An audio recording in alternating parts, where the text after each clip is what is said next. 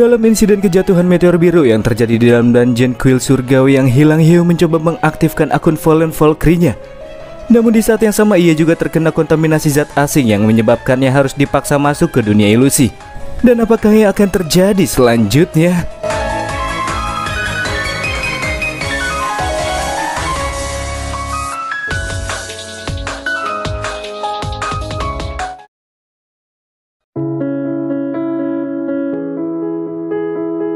Hyo yang terdampar di dalam ruang ilusi secara perlahan mulai menerima kenyataan bahwa dunia yang saat ini ia tapaki merupakan dunia nyata.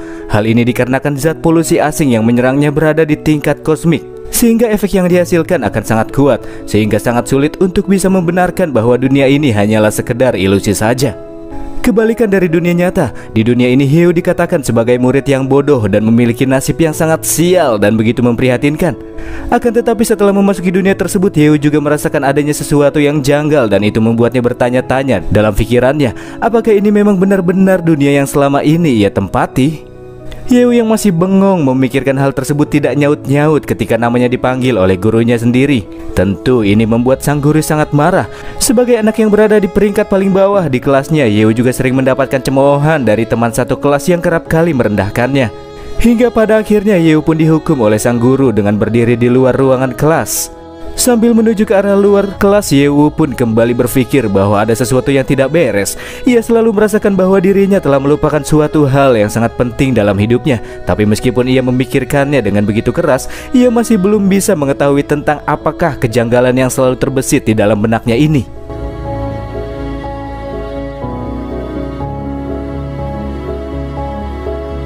Beberapa jam pun telah terlewati. Sepulang sekolah, Hyo masih terus berpikir akan kekosongan yang ia rasakan di dalam hidupnya.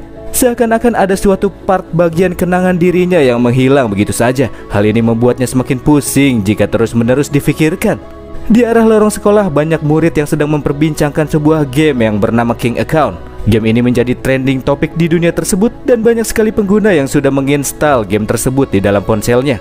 Meskipun jarang main game, tapi Hyo juga sedikit tahu tentang game yang sedang trending tersebut. Di sekolah ini ada beberapa murid yang sering membuat mata semua orang terpana setelah melihatnya. Di antaranya adalah Jiwang Chuan yang terkenal akan kekayaan serta ketampanannya. Ia juga bergabung dengan OSIS sehingga namanya semakin terkenal di kalangan para murid.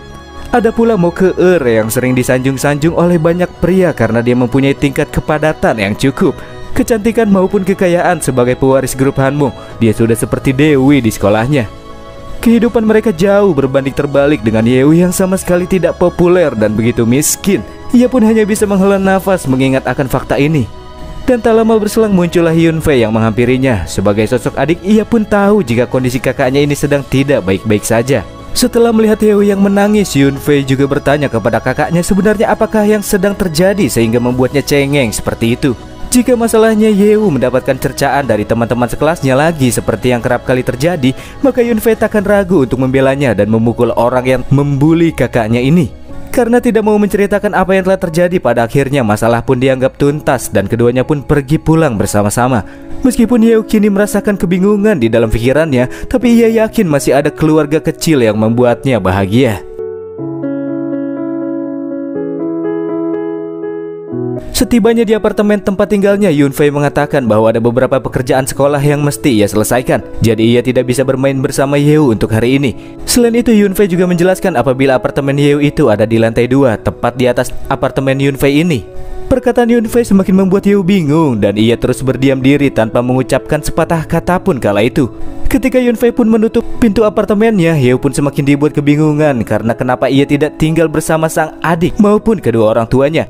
Hingga akhirnya ia pun mengingat akan sebuah fakta yang mencengangkan. Di dalam dunia ini Hyo hanyalah seorang anak yatim piatu. Karena sekitar 2 tahun yang lalu sempat terjadi sebuah kecelakaan yang mengakibatkan kedua orang tua kandungnya tewas.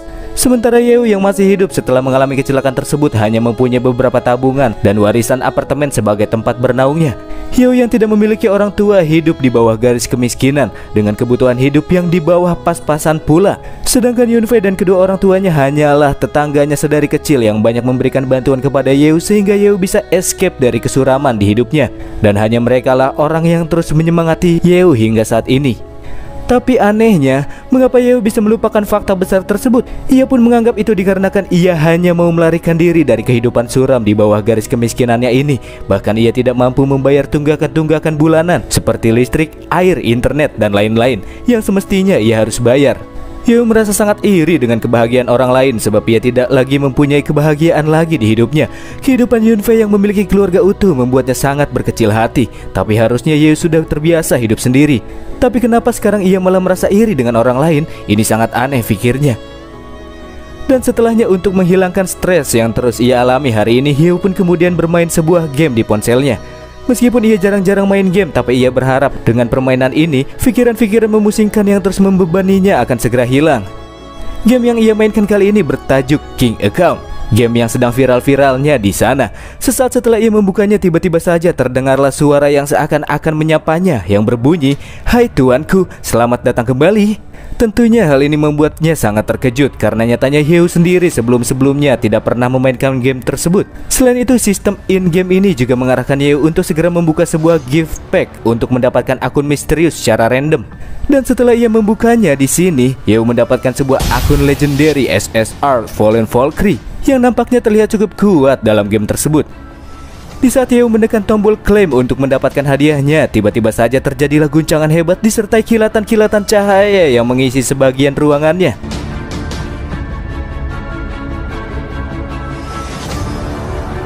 Kejadian itu bersamaan dengan kemunculan sang Valkyrie yang bertanya apakah Yeo ini adalah masternya yang baru. Ya, Yeo pun kembali dibuat kebingungan dengan keadaan aneh tersebut. Namun ia merasa tidak asing dengan si Valkyrie yang muncul di hadapannya ini. Karena tidak punya banyak waktu untuk mengobrol sistem dalam game yang faktanya itu adalah sistem akun Raja Yeo di dunia asalnya, kemudian menyuruh MC bersiap-siap untuk menghancurkan dunia yang dipenuhi dengan kepalsuan untuk selama-lamanya, ungkap sistem. Agar semakin memperkuat keyakinan MC, sistem pun kemudian memperjelas situasi. Sistem pun mengatakan bahwasannya sekarang Yeo sedang berada di dalam sebuah ruangan ilusi yang dibentuk oleh zat asing spiritual yang mampu memenjarakan jiwa dan kesadarannya.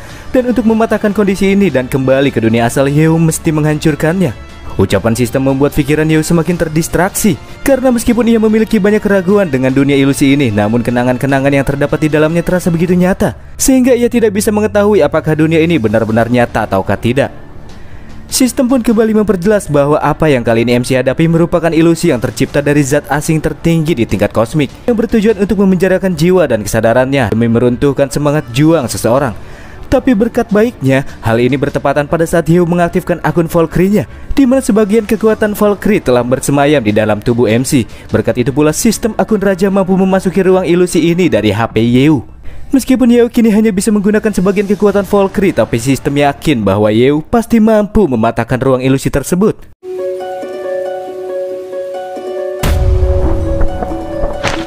"Jangan dengar omong kosong dari ponsel ini," ungkap Yunfei yang tiba sambil menghancurkan ponsel Yeo. Sambil memeluknya, wanita ini juga menyangkal bahwa dunia ini adalah dunia palsu seperti yang dikatakan oleh sistem. Kedua orang tua Yunfei yang hadir juga menyebutkan apabila Yeo sekarang hanya sedang kecanduan game, dan game tersebut hanyalah tipuan yang mencoba mengacaukan akal pikirannya. Sambil memeluknya, Yunfei juga menganggap apa yang Yeo alami sekarang hanyalah karena dia kesepian saja. Oleh karena itulah ia menawarkan Yeo untuk tinggal bersamanya dan menjadi keluarga yang sesungguhnya, dan bukan cuman abang-abangan saja. Dan bahkan kalau Yeo tidak puas hanya sekedar menjadi kakak, Yunfei juga menawarkan dirinya untuk diselebeu. Tapi sayangnya tawaran terakhir yang dibisikkan Yunfei sangatlah fatal. Yeo pun mulai bangkit dengan amarah yang menggebu-gebu, diikuti dengan dirinya yang mendorong adik palsunya ini demi menyingkirkannya. Karena si Yunfei palsu ini membuatnya sangat jijik. Kelakuan binal Yunfei yang sangat menyimpang tersebut membuat ingatan lama Yeo kembali terbuka. Karena Yunfei yang ia kenali tidak pernah melakukan hal-hal seperti itu. Yeo juga langsung memanggil sang Valkyrie untuk menebas keluarga cemara palsu tersebut. Dalam kondisi berdarah-darah di sebagian tubuhnya, Yunfei pun bertanya-tanya mengapa Yeo melakukan hal setega ini kepadanya, padahal ia sangat mencintai Yeo selama hidupnya. "Pih, jika kau berani menggunakan wajah dan membawa-bawa nama keluarga hanya untuk mengurungku di sini, pilihanmu hanya satu, yaitu mati." Wajah yang sebelumnya penuh dengan rasa kekecewaan seketika berubah menjadi mengerikan. Sambil tertawa, Hyunfei juga mengatakan meskipun Yeo telah kembali mendapatkan ingatannya, namun dia takkan pernah bisa keluar dari dunia ini, sebab ia sudah menjadi musuh sebuah orang. Tiba-tiba saja dari arah jendela muncullah rentetan tembakan yang mengarah kepada Yeo. Namun tak ada satupun yang terdaratkan sebab sang Valkyrie dengan sigap menghalaunya. Yeo yang kini dianggap telah menjadi musuh umat manusia dalam dunia ini, kali ini disergap oleh pasukan militer dari berbagai penjuru dunia.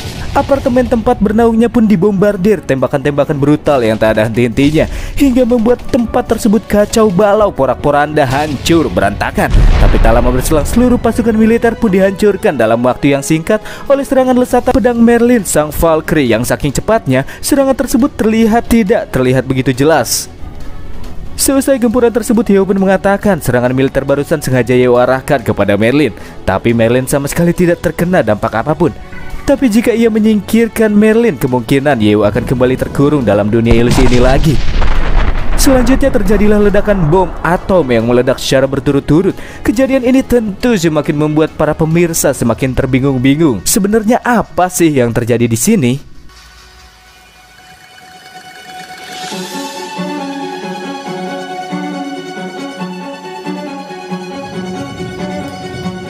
Yeo dan Merlin kemudian bertransportasi keluar angkasa, dan dari sinilah rasa kebingungan kita akhirnya terbayarkan.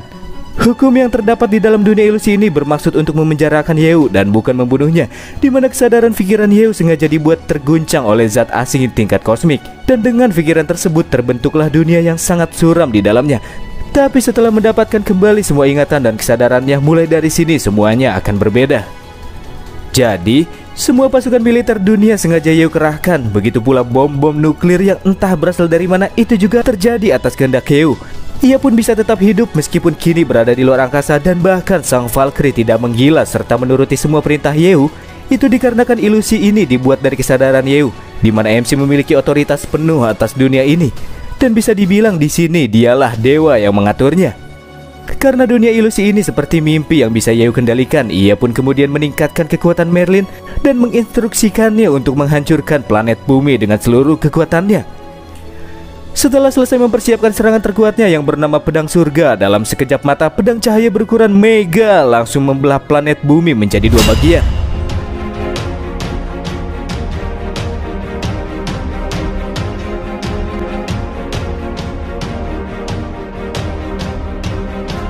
Di saat bumi terbelah menjadi dua bagian, muncullah sosok makhluk yang mencoba untuk menggabungkan bumi ke bentuk sebuah. Ia adalah sosok yang menjadi dalang dari pikiran Yeo yang kacau, zat yang telah mengkontaminasi Yeo di dalam kesadarannya, dan takkan membiarkan planet tersebut hancur. Sebab apabila itu hancur, maka Yeo bisa melepaskan dirinya. Tentunya, itu sama sekali tidak bisa menghentikan Yeo yang memiliki otoritas penuh di dunia ini. Ia pun kemudian menyuruh Merlin untuk melibas makhluk tersebut untuk mengakhiri semuanya. Merlin yang sebelumnya tercemar berubah menjadi Merlin mode suci. Ia pun kini tengah menyiapkan serangan penghabisan. Pedang surga miliknya bertransformasi menjadi tombak yang memancarkan kilauan cahaya emas yang menyilaukan. Dan di saat energi besar terkumpul di satu titik, terlepaskanlah tusukan tombak cahaya yang menembus masuk melewati tubuh sosok kosmik tersebut. Dan kemudian terciptalah lubang cacing besar yang menyedot tubuhnya, berikut dengan planet bumi palsu dalam hitungan detik saja. Ya, meskipun makhluk asing yang mengkontaminasi Yeo memanfaatkan alam semesta untuk mengekangnya, namun di bawah kendali penuh Yeo atas dunia ini, hal semacam itu sama sekali tidak berguna.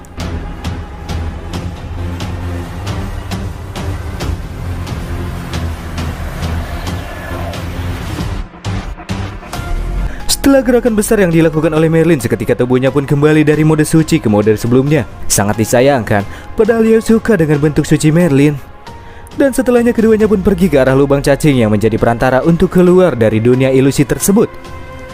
Di pertengahan jalan, Yeo pun berpikir bahwa musuh yang dihadapi kali ini benar-benar berbeda dari apa yang pernah ia hadapi selama ini. Nasib baiknya, ia tidak mengalami luka yang serius seperti cedera luar ataupun luka dalam seperti pertempuran di dunia nyata. Tak lama berselang, tiba-tiba saja Merlin melakukan tindakan yang aneh. Ia mulai berteriak-teriak seperti orang gila yang sudah kehilangan kewarasannya. Menurut MC, hal ini dikarenakan Merlin hampir kembali ke dunia nyata, di mana ia akan segera kembali menjadi sosok yang liar dan tak terkendali yang suka sekali menggila. Dan dia bisa menyerang siapapun tanpa pandang bulu. Atas fakta ini, Yeo pun sudah siap mengambil resiko yang mungkin terjadi setelahnya. Di saat yang sama pikiran Yeo kian dibanjiri oleh penglihatan tentang masa lalu Merlin. Itu adalah kenangan masa lalu pada saat Merlin belum tercemar oleh zat asing. Kenangan-kenangan yang muncul ini dipicu oleh zat asing kosmik yang berada di dalam dunia ilusi tersebut. Tepat di hadapan Yeo juga muncul sebuah portal misterius yang memiliki daya hisap yang cukup kuat. Sistem yang kini kembali muncul pun mengatakan bahwa terdapat sebuah misi tersembunyi yang berisikan agar Yeo masuk ke dalam dunia Valkyrie dan menyelamatkan sang Valkyrie sebelum mengalami kejatuhan dengan mengubah nasibnya. Yeo merasa cukup lega karena sistem akhirnya kembali muncul. Dan kemudian ia pun bertanya lebih detail terkait dengan misi tersembunyi tersebut. Dari jawaban sistem akhirnya didapati misi tersembunyi yang satu ini hanya dapat muncul di dalam kesadarannya Yeo. Ini merupakan misi yang sangat spesial karena hanya bisa sekali dipicu, sekali kesempatan, dan jika Yeo melewatkannya, maka misi ini takkan pernah bisa muncul kembali. Yang artinya hanya inilah satu-satunya kesempatan Yeo untuk dapat mengubah nasib Merlin. Padahal pintu keluar untuk kembali ke dunia nyata sudah sangat dekat dengannya. Akan tetapi untuk mengembalikan rasa terima kasih atas perbuatan Merlin yang sudah membantunya pada insiden sebelumnya, maka Yeo akan menunaikan misi tersebut dan mengubah nasib Merlin yang mengalami kejatuhan. Tanpa adanya sedikit pun keraguan di dalam hatinya, Yeo pun kemudian masuk ke dalam portal menuju dunia Valkyrie sambil menggenggam erat tangan Merlin.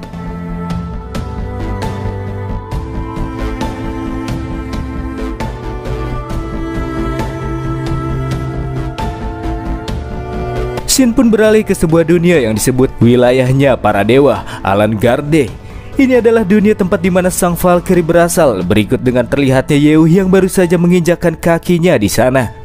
Alangarde. Dikatakan bahwa tempat ini dulunya merupakan surganya para dewa, namun karena polusi zat asing dari energi gelap alam semesta yang muncul terus-menerus selama ribuan tahun, pada akhirnya Alangarde menjadi sebuah lokasi peperangan yang juga dipenuhi oleh banyak makhluk-makhluk liar yang mendominasi di sekitar area.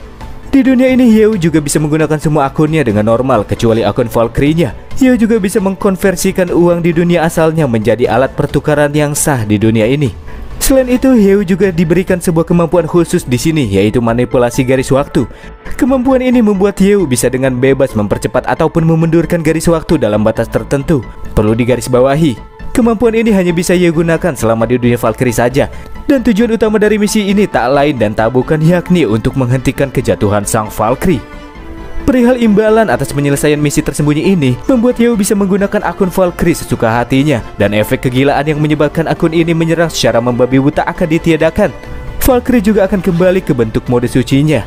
Imbalan tersebut membuat Yeo sangat bersemangat karena nantinya ia bisa selalu melihat wujud Merlin yang memiliki paras yang menggoda. Meskipun Yeo berharap ia tidak menjadi wanita setelah menggunakannya tidak dihilangkan, itu tidak terlalu masalah baginya.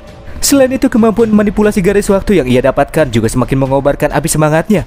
Itu adalah kemampuan yang sangat-sangat keren, dan Yeo sangat tidak sabar untuk segera mengujinya. Namun di lain hal, Yeo pun menganggap bila ia mengubah nasib Valkyrie sehingga ia tidak mengalami kejatuhan dan ceritanya berakhir happy ending, apakah akun ini tidak dapat ia gunakan lagi? Mengingat semua akun yang Yeo dapatkan berakhir bad ending, menjadi jahat atau tewas dengan kehancuran dunia yang mereka tempati. Sistem pun menegaskan bahwa kehancuran dunia Valkyrie dan kematian tragisnya takkan pernah berubah meskipun Yeo mematahkan tragedi kejatuhannya.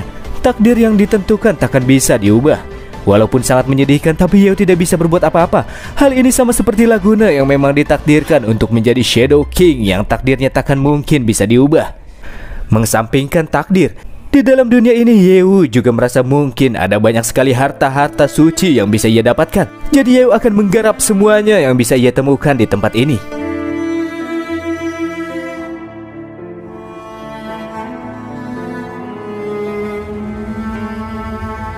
Selanjutnya dari arah lain muncullah rombongan karavan yang dipimpin oleh seorang pak tua yang merupakan seorang kepala desa setempat. Karena ia masih bocah dan tempat tersebut cukup berbahaya, pak tua itu pun kemudian mengajak Yeo untuk pergi ke tempat yang lebih aman.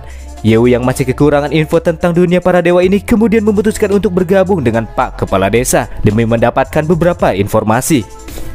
Si pak tua juga mengetahui bahwa Yeo yang mengenakan outfit aneh bukanlah warga asli dari sana. Tapi hal ini cukup normal menurutnya, karena alam para dewa ini sudah kerap kali disinggahi oleh para petualang dari daerah luar, yang mana para petualang tersebut bermaksud membantu berperang melawan para monster. Namun si Patua menyarankan kepada si anak muda alias Yeo bahwa keganasan monster-monster yang ada di sana itu tidak biasa. Bahkan demi menghindari bahaya, Pak Tua juga memindahkan desa mereka ke tempat yang relatif lebih aman. Hyo pun berterima kasih karena sudah diberikan beberapa nasihat, tapi ada satu hal yang sangat mengganjal baginya. Mengingat Alan Garde merupakan tempatnya para dewa, mengapa para monster ganas masih banyak yang berkeliaran di tempat tersebut? Apakah para dewa tidak peduli dengan hal ini? Tanya MC. Pak Tua pun menjawab, bukannya para dewa tidak peduli, namun para dewa sekalipun tidak bisa mengontrol para monster yang anehnya terus tumbuh dan berkembang dengan cepat. Perang skala besar selama ribuan tahun melawan monster di sana juga menyebabkan kerugian besar yang dialami oleh para pasukan dewa. Oleh karena itulah mereka membiarkan para monster yang tidak menimbulkan kerusakan parah berkeliaran begitu saja, sedangkan mereka terus mempersiapkan diri menghadapi ancaman yang lebih serius di masa mendatang. Dunia yang berbahaya artinya dunia yang dipenuhi dengan harta dan kesempatan. Hyo pun berpikir kalau ia tidak boleh menyia-nyiakan kesempatan yang bisa muncul setiap saat di tempat ini. Di tengah-tengah perbincangan santai muncullah seekor monster gunung bernama Cyclops level 60 yang terjun dari atas tebing dan menghadang perjalanan mereka. Melihat banyak sekali manusia yang muncul membuat Cyclops sangat gembira, sebab ia bisa menyantap daging segar yang dapat memenuhi protein hariannya. Para penduduk desa yang lebih memprioritaskan melindungi anak-anak dan para wanita pun berdiri di garis depan untuk menahan ancaman. Tapi apa daya, ayunan cepat parit gada raksasa yang tak terhindarkan menghempaskan tubuh-tubuh alot mereka seperti lalat yang berhamburan di udara.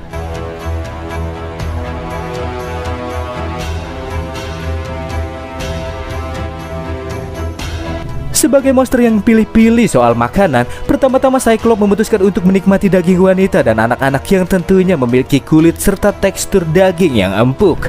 Akan tetapi sebelum telapak tangan besarnya menjangkau calon hidangannya, muncullah tebasan kilat dari arah lain sehingga tangan monster tersebut terpotong dengan instan. Selanjutnya tubuh Cyclops terdaratkan oleh sayatan menyilang cepat yang tidak terlalu dalam. Namun karena terlalu fokus dengan serangan tersebut, ia sama sekali tidak merasakan jika sudah ada seseorang yang mendarat di bagian tengkuknya.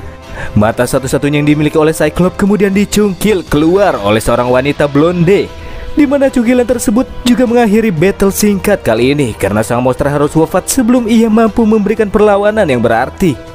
Setelah tumbangnya monster gunung, kemudian kita akan lebih diperjelas dengan sosok wanita blonde yang baru saja menunjukkan keahliannya, dan dia adalah Merlin, si calon Valkyrie.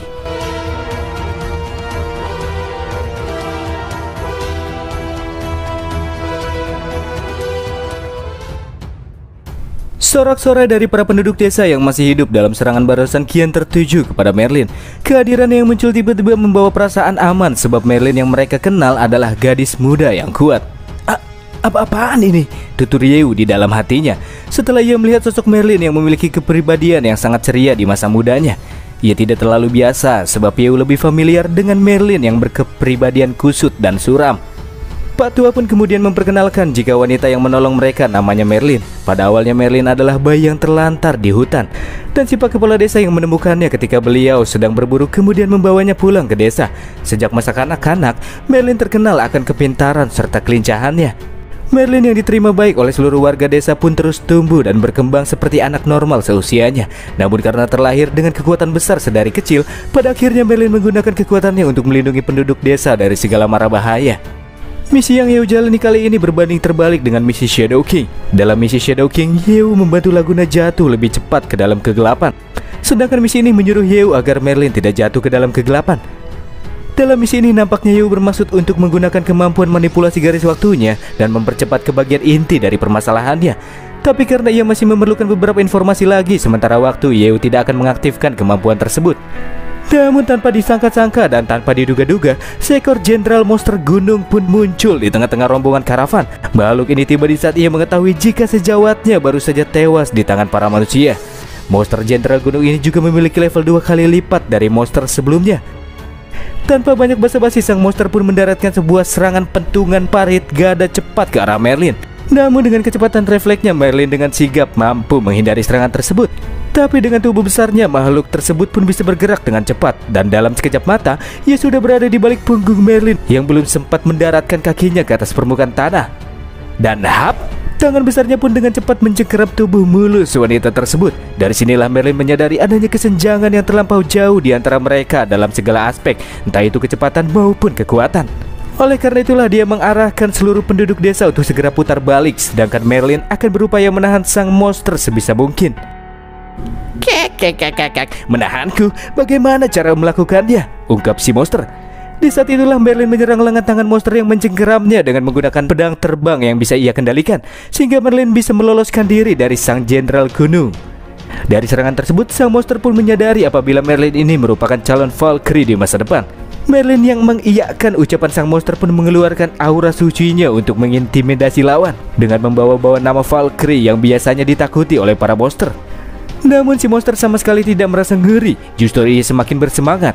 Apalagi Merlin ini hanyalah Valkyrie yang belum matang.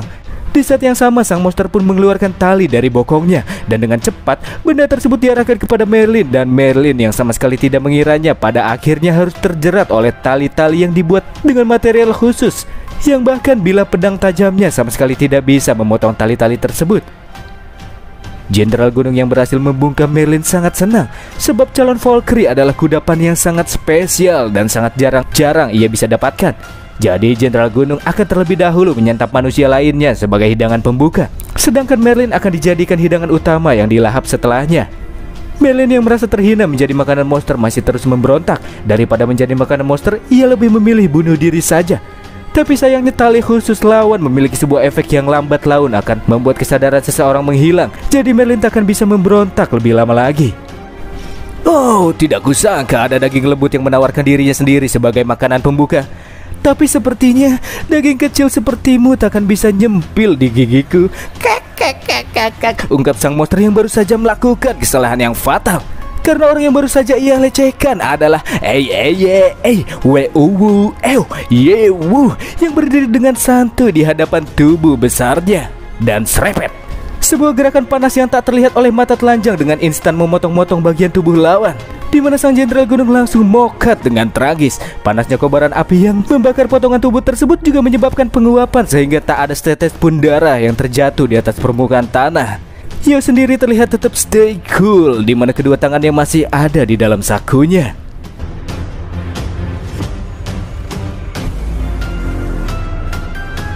Yeo pun kemudian menghampiri Merlin untuk mengecek keadaannya, sedangkan wanita tersebut terdiam untuk sesaat setelah MC menunjukkan keimbaannya. Dengan memancarkan mata yang penuh akan kekaguman, Merlin pun meminta untuk diajari jurus yang baru saja ditampilkan oleh MC. Tapi setelahnya ia pun jatuh pingsan karena efek yang terdapat di dalam tali yang kini menjeratnya. Meskipun masih belum terbiasa, Yeo pun sangat senang melihat pribadi Merlin yang penuh dengan keceriaan. Oleh karena itulah dalam kesempatan ini Yeo berjanji takkan pernah membiarkan senyum ceria Merlin menghilang dari wajahnya. Dalam keadaan tak sadarkan diri, Merlin pun kemudian dibawa ke kereta kuda dan perjalanan pun kembali dilanjutkan.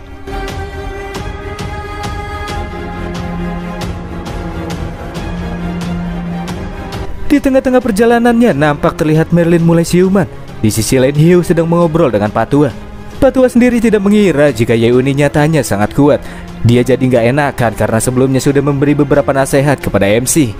Ah, Pak Kepala Desa ini, jangan katakan seperti itulah. Aku tidak sekuat itu kok. Obrolan keduanya pun disela oleh Merlin yang baru sadar. Wanita ini juga mengatakan kalau Yeo ini sangat rendah hati. Ia juga membanding-bandingkan Yeo dengan seseorang yang bernama Glenn. Dikatakan kalau Glenn ini merupakan seorang dewa utama dari kuil para dewa. Glenn ini merupakan seorang dewa yang ditugaskan sebagai instruktur untuk melatih calon Valkyrie di masa depan. Sebagai dewa utama, dia tidak cuma kuat, tapi juga memiliki citra yang mulia serta dikagumi oleh para kaum wanita.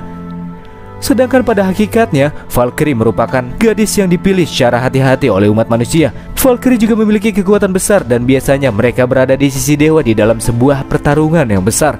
Pemilihan Valkyrie ditetapkan setiap 10 tahun sekali, dan Merlin merupakan salah satu calon Valkyrie yang akan menjadi sosok Valkyrie sejati di masa mendatang. Dengan wajah penuh kekaguman, Merlin pun mengatakan apabila kekuatan Yeo ini tidak kalah dari Glenn, sebab Yeo bisa menghabisi monster level 120 hanya dengan satu gerakan saja, apalagi Yeo bukan dewa. Di saat yang sama tepat di atas kepala Merlin muncul dua notif yang menunjukkan level love. Di sini tingkat love Merlin kepada Glenn sebesar 50%. Ada juga tingkat love kepada Yeo sebesar 30%. Melihat notif-notif aneh ini mengingatkan kembali Yeo dengan identitas Merlin, di mana Valkyrie yang satu ini dijatuhkan dari langit karena cinta dengan seorang manusia dan jatuh dalam kegilaan karena kematian kekasih manusianya itu. Dan jelas, kekasih manusia tersebut bukan merujuk kepada Yeo. Tapi siapa sangka sekarang ia sudah menjadi salah satu orang yang disukai oleh Merlin. Ada, please Merlin, demi dirimu sendiri, tolong jangan jatuh hati kepada MC. Mending sama Bang Worka.